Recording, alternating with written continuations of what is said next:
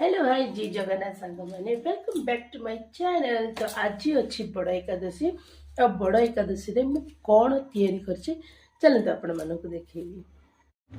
तो सांग मैंने ये मुझे रेडी कर देती बुट आलू तरकारी प्रेसर कुकर ये भाजी देती भजा आलू एकदम सीझे भाजी देती सागर कर पराठा।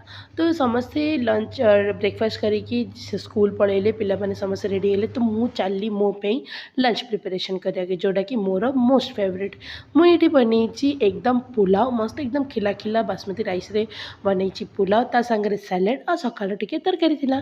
तो एमती मोपाई मोर फेवरेट जिनस करदे खाई पकईली तापर चलीगली मो पुओ गोटे स्पेशल जिनस जेहेतु तार एकादशी थी तो सी मत कही कि मोपाई सुजीर गोटे मोहन भोग करने कथा तो तैयारी करदेली मो झील केमी बिराड़ी भाई चाहकी बसी तापर सी स्कूल रू आसिक खा पी करदेला रात डिनर स्पेशल एकादशी डिनर रे मुझे कौन करना ये गोटे बाड़िया डालमाटे करी ता सांग को गोटे सुजी खीरी आ स्पेशली मोर मोस्ट फेवरेट सी हूँ चूड़ा घसा ता सांगरे टिके आंबुल पानी जो कि चीनी लुण कंचा लंका मंथिकी चकटिकी मस्त चाटा बड़ी बहुत ही बढ़िया टेस्टी यमी लगे।